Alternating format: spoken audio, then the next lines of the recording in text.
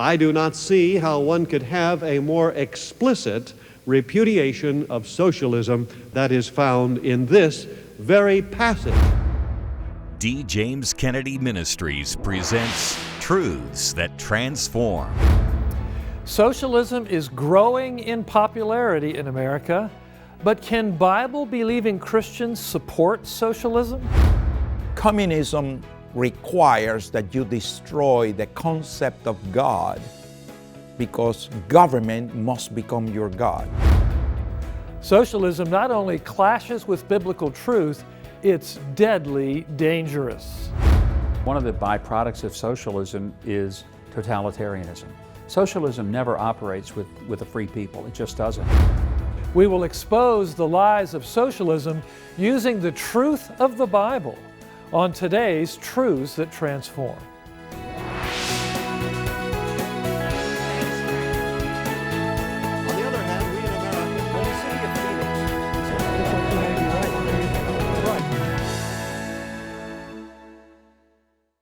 Socialism is making a comeback. Why? I do believe that socialism is on the rise right now, and I think it's a direct correlation to the loss of a biblical worldview.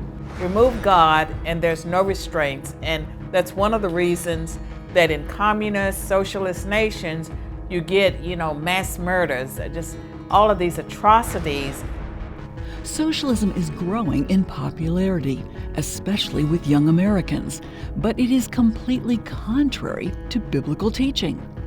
In the booklet, When Truth Becomes the Enemy, the insanity of our reckless embrace of socialism, Dr. Frank Wright pulls the veil off today's insurgent socialism and points the way to the road back to sanity. Contact us today to receive your copy of When Truth Becomes the Enemy. Find out what lies behind this dangerous trend and what it will take to stand against it. Welcome to Truths That Transform, a production of D. James Kennedy Ministries, where we are standing for truth and defending your freedom. It's hard to believe, but in 2019, socialism is a greater threat in America than ever before. Millennials increasingly support it. Major presidential candidates espouse it, and leftist opinion shapers tell us it's mandated by the Bible. On today's program, we will dispel that myth and find out what the Bible really says about socialism. And we will be joined by former presidential candidate Mike Huckabee. Lately, we hear about the rise of the so-called nones in America, the growing number of people who respond to surveys by checking none for their religious affiliation. And at the same time, we hear about the rise of socialism. These two are certainly connected, as our own Dr. Jerry Newcomb shows us in this report.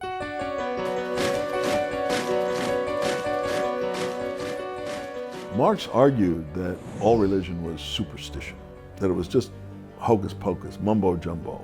Former socialist author Joshua Muravchik notes that there's always a link between atheism and socialism, including its more violent form, communism. It has been that way from the very beginning. In fact, Marx and Engels' first object of attack was not so much capitalism as it was religion. Marx and Engels' ideas, and they developed them in partnership, really started out with religion as the number one question. They came to socialism not primarily through their analysis of politics and economics, but as very young men in their angry analysis of religion, which they thought was a terrible imposture, and they wanted to tear it down. And they said that very clearly. Russian communist leader Vladimir Lenin wrote, "We must combat religion. This is the ABC of all materialism and consequently Marxism." And so when he founded the USSR, the Union of Soviet Socialist Republics, he ordered 70,000 churches to be destroyed or changed into museums and thousands of priests to be killed.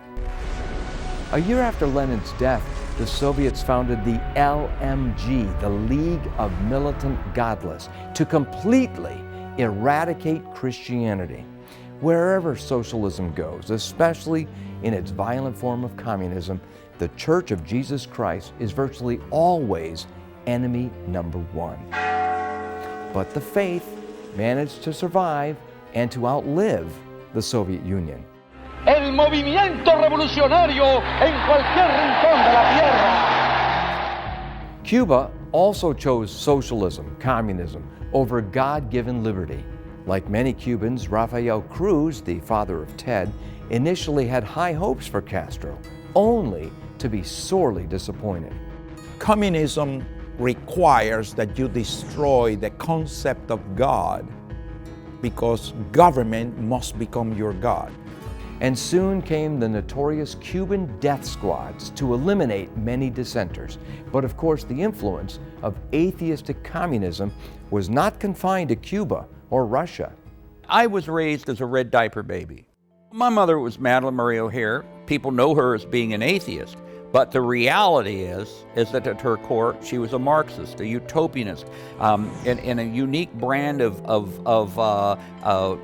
kind of magic thought that comes out of that about how all the world's ills can be fixed by having the right people in charge and having a centrally planned society. And as a result of that, she attempted to defect to the Soviet Union in 1960. That failed. But that led to the removal of prayer and Bible reading from the schools, because it was after that failed attempt that putting me back in school, she discovered the prayer. The case to remove prayer from public schools was brought in my name by my mother. Despite his upbringing as an atheist, William J. Murray, the plaintiff in one of the key cases against school prayer, later became a committed Christian, as well as a believer in capitalism and a critic of socialism. It's against human nature, it's against the laws of God, it's against how we were created by God. So your only solution then is to take it by force, and if they won't surrender, then to kill them. Critics may ask, but what about more genteel forms of socialism that don't kill an unwilling populace to force its way on the government, such as European socialism? Where does belief in God fit in a nation committed to that form of socialism? Well, historically, it certainly seems to be that as a country becomes more socialist, it becomes more secular. Now, some would argue that that's it's the chicken and the egg question. Which comes first? You become more secular and then you become more socialist, or you become more socialist and then become more secular. The end result is the government increasingly takes the place of God. The government becomes God, and that's idolatry. As you've just seen, socialism tries to dethrone God, something it must do in order to assume the role reserved only for Him. Yet at the same time, there are confused souls within Christianity who think that socialism is somehow more biblical and Christian than the free enterprise system. Dr. D. James Kennedy clearly knew better. And I'm joined now by his daughter and my dear friend Jennifer Kennedy Cassidy. Jennifer, your dad stood against socialism not as a political matter, but because it was thoroughly unbiblical. You're exactly right, Frank. And he saw that the socialists were playing fast and loose, and he wasn't going to let them get away with it. There are many who have argued in favor of socialism by claiming it's more biblical and Christ-like, taking care of the least of these as Jesus would have. But my father knew that true Christian charity and socialism are two completely different things. He often clarified this from the pulpit. Once, after just such a message, a visitor marched up to him and said, "I don't agree with you. Aren't we our brother's keeper?" My dad gently responded, "Oh yes, I believe we are. The difference between you and me is that I believe we are our brother's keeper, and you believe that the government is our brother's keeper." He said that to her, and her mouth fell open, and she turned and walked out. Some people don't want to hear the truth, but that never stopped my father from proclaiming it. Here's a portion of his key message, Does the Bible teach socialism? Let us answer the question, does the Bible teach socialism? Now, whenever you hear people make that claim, they invariably will appeal to one passage, and that is the passage from Acts, the 4th and 5th chapter, dealing with Ananias and Barnabas. Barnabas, you recall, sold a piece of land and brought and gave it to the apostles, and then Ananias and his wife sold a piece of land, emulating them, but kept back part of the price and brought only a portion of it and lied about it. But they say that this passage contains within it all of the basic principles of socialism. Well, I would like to submit to you as a thesis this morning that not only does this passage not teach the principles of socialism, but that it countermands all of the various the basic fundamental tenets of socialism, and is an unparalleled broadside against the socialist ship of state. Well, the basic concept of socialism is either that the state owns or controls property or the means of production. That is, socialism basically denies the concept of private property. Well, what does the Bible say? In the Decalogue alone, the 10 Commandments, I think we have the repudiation of this. The commandment, thou shalt not steal, as virtually every theologian for 20 centuries has declared, is a divine guarantee of private property. I cannot steal something from you if you do not own it.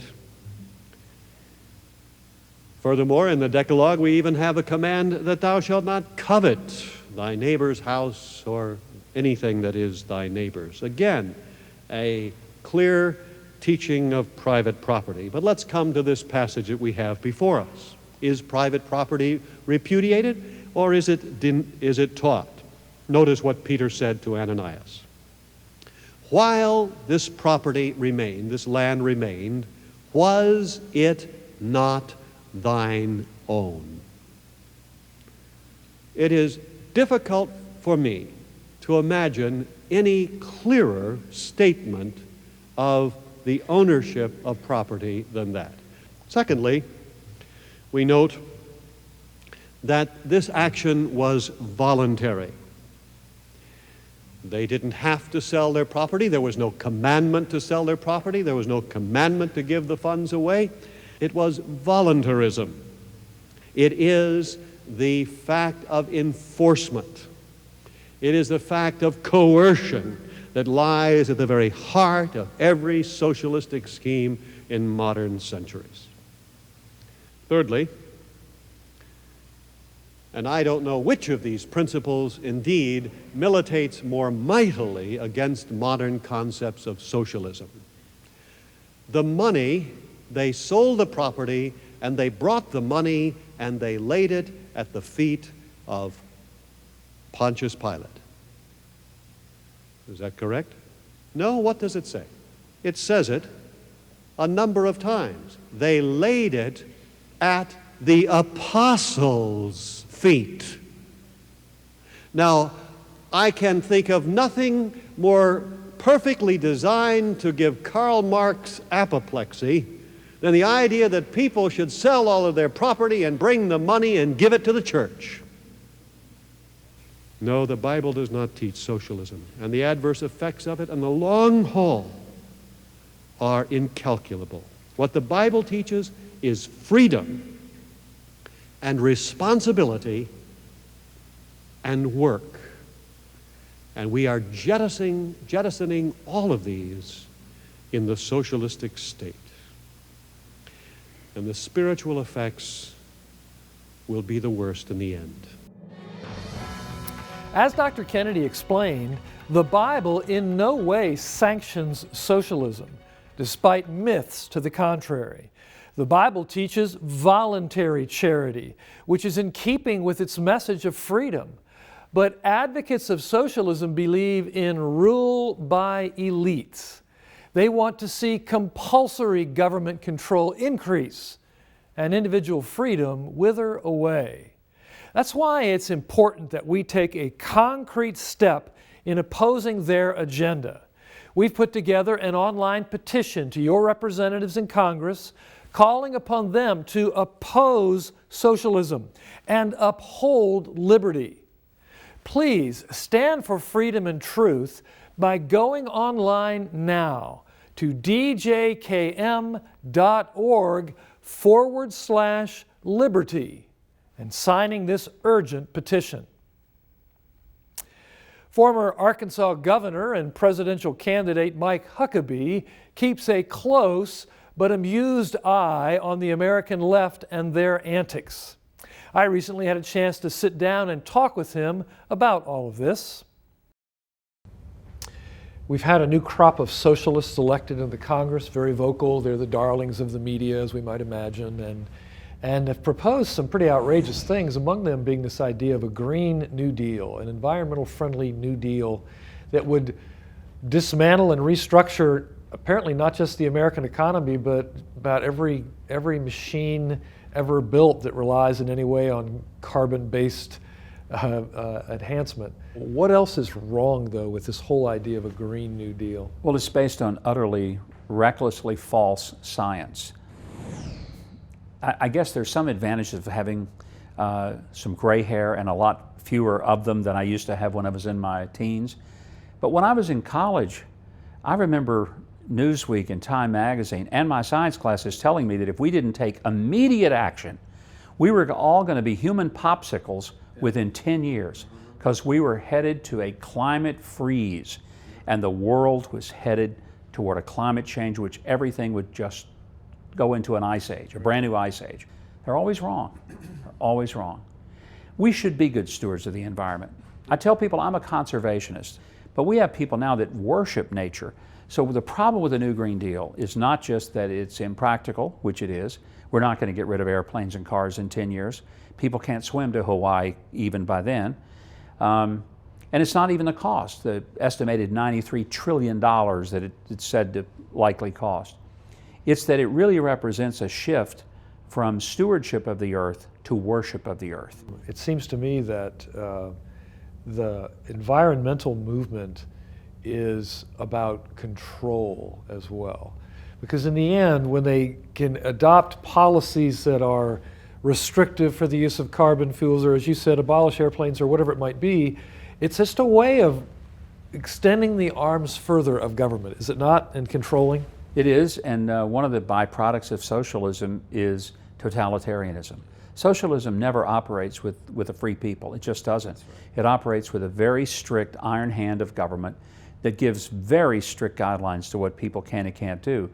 One of the things that occurs to me is that the people like Alexandria Ocasio-Cortez and many of her generation, not to be disparaging, but they were like, she herself was born a month after the Soviet Union fell and the wall collapsed in Berlin. She has no frame of reference. Right. The history of socialism is one of the destruction of hundreds of millions of their own citizens, Yeah. not in wars. You either cooperate or they'll do away with you. Mm-hmm. And that's real, isn't it? It's very real, because it's the only way you can control people when you're in a socialistic closed society and you have to obey the government. And if you don't obey the government and the government lets you get away with it, then you create total anarchy and chaos. So what the government does is to say, here are the rules. We're going to enforce them, and if you don't live by them, we will kill you, and we'll kill some members of your family, and that's a warning to everybody else. There's another factor of the purest form of socialism that I've observed going to places like Russia and totalitarian countries all over Northern and Eastern Europe. The architecture.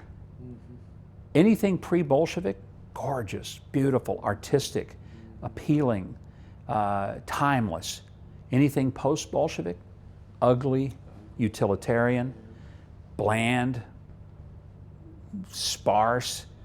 It's a great way just to physically see that when you're under a socialist system that everybody's supposed to be the same, everybody lives in the same ugly gray box. Thank you. Thank you, Frank. Mike. Enjoyed getting to be with you. Pleasure. As you've just heard from Mike Huckabee, the legacy of socialism is a grim one.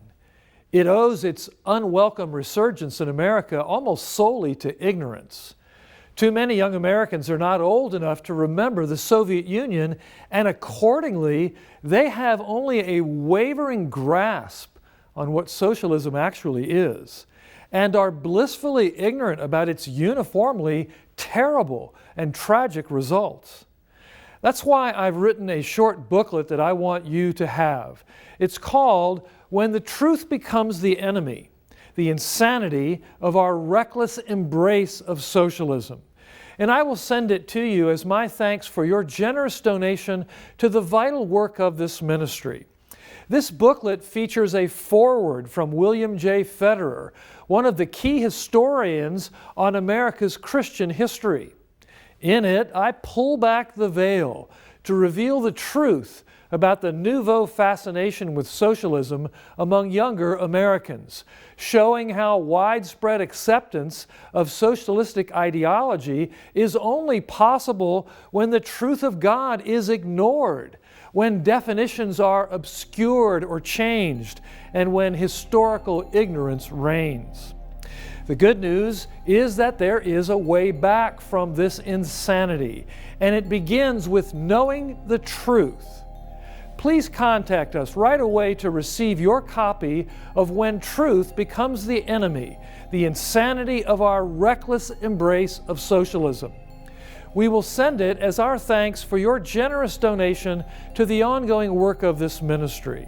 Simply write to us at D. James Kennedy Ministries, Box 11154, Fort Lauderdale, Florida 33339, or call toll-free 877-962-7677, or you can go online to djkm.org. Your donation allows us to produce hard-hitting national television programs refuting the lies of socialism, transgenderism, abortion, and much, much more, and to boldly proclaim the gospel. So please, give generously, and if you're able to give a donation of $50 or more, we will send you the booklet plus the essential DVD program, 3 Big Lies of Socialism, as our thanks. Socialism tells us there is no God, that you can have something for nothing, and that it works as a political and economic system. Dear friends, these are lies. But these dangerous falsehoods are increasingly being believed by a growing number of young people. Do you know someone who might be susceptible to socialism's 3 Big Lies? Get a copy of this DVD program for your children or grandchildren, or perhaps a college student you know. These lies are becoming pervasive in our culture, and they need to be exposed by the searchlight of biblical truth.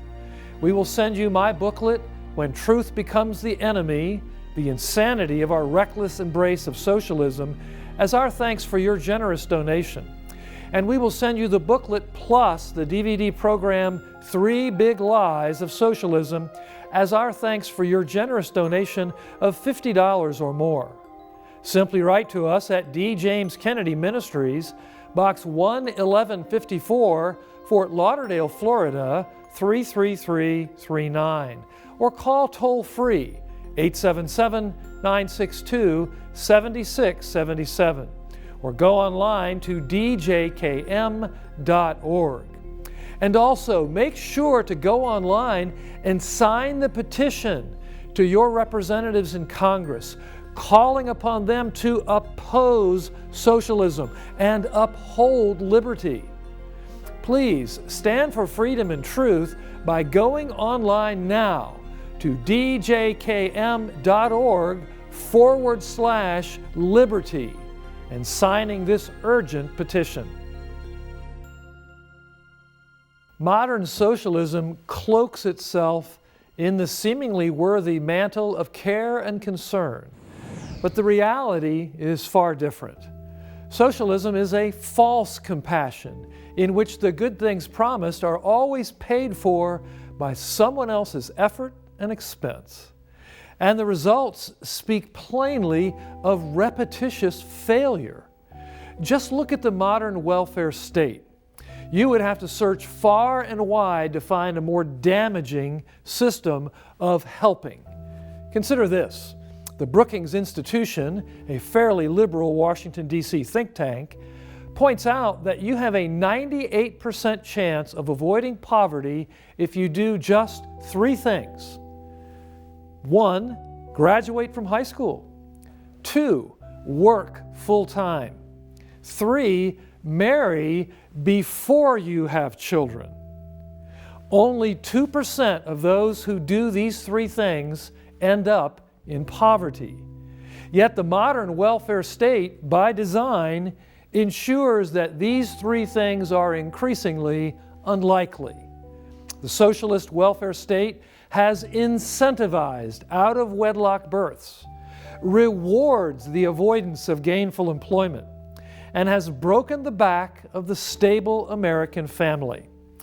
African-American economist Thomas Sowell points out that 78% of black children were raised in 2-parent families in 1960.